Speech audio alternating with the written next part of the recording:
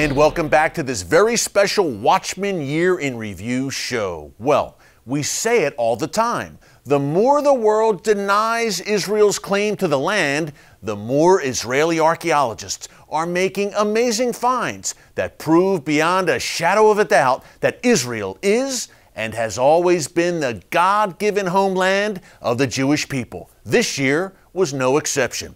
Here are some of my favorite biblical archaeology and history stories of 2018 straight from the Holy Land.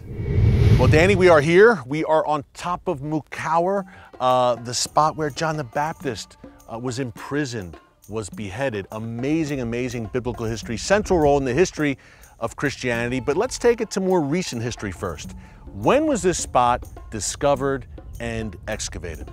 Yeah, so some 30 years after John the Baptist is beheaded here, Jewish rebels take over the place and the Romans will conquer it. To this day, one can see remains of the Roman siege. Archaeologists believe perhaps this whole area where we're standing right now, this became the ritual worship area for King David himself. King David's private prayer space. That's right. The olive oil for the oil libations, the animal sacrifices on the altar, and here we have this prayer altar over here, and perhaps somewhere in this vicinity of where we're standing, perhaps was the Ark of the Covenant until it was moved into the temple itself. This market today is the biggest market in Israel. More than 400 shops and stalls. You see it in the best day to see it, Friday. But erase everything, okay? 120, 30 years ago, mid the 80s of the 19th century, this was an empty area here, okay? The old city is like half an hour from here, over there. There's few villages in the entrance of Jerusalem today, and the first neighborhood built outside of the city wall built in this area. Jerusalem is destroyed and the Romans rename it. They rename Jerusalem Aelia Capitolina. That's right. And what they do here is they remove the street, which would have been at this level. They dig down and they put in this circular building that you can see right here.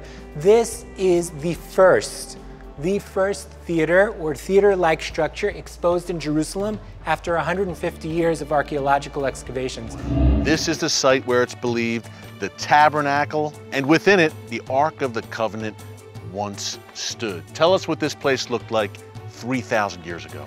That's one of the special things about Shiloh. Jerusalem looks nothing today like it looked thousands of years ago. But if you look around the hills right here, this looks pretty similar to the way it looked to people coming here to the tabernacle. And if you remember, there were maybe 2 million people coming here together. It was a small city.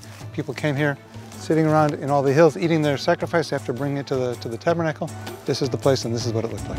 This is the very room where Israel was miraculously reborn as a nation in 1948. History was made as David Ben-Gurion, the founding father of the modern state of Israel, stood at that very podium behind me and declared to the world that yes, the Jewish people were back. They were once again a nation in their ancestral homeland. This is Israel's 70th anniversary celebration, and today you will get the inside story from the place where it all began. Jerusalem today, Jerusalem forever, it is the epicenter of the Word of God. It is the shoreline of eternity. It's something that every believer must grasp.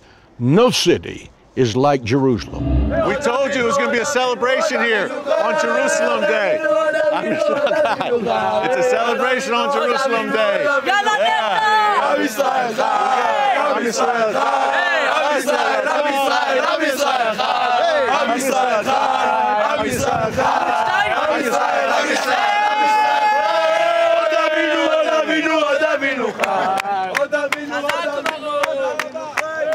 Okay. Folks, as you can see from those stories, we literally have a front row seat today as Bible prophecy is being fulfilled before our very eyes. Well, I had a front row seat recently at the second annual Christian Media Summit in Jerusalem, and I used it to ask Israeli Prime Minister Benjamin Netanyahu a very important question. Find out what I asked and how the Prime Minister responded after the break. Stick around.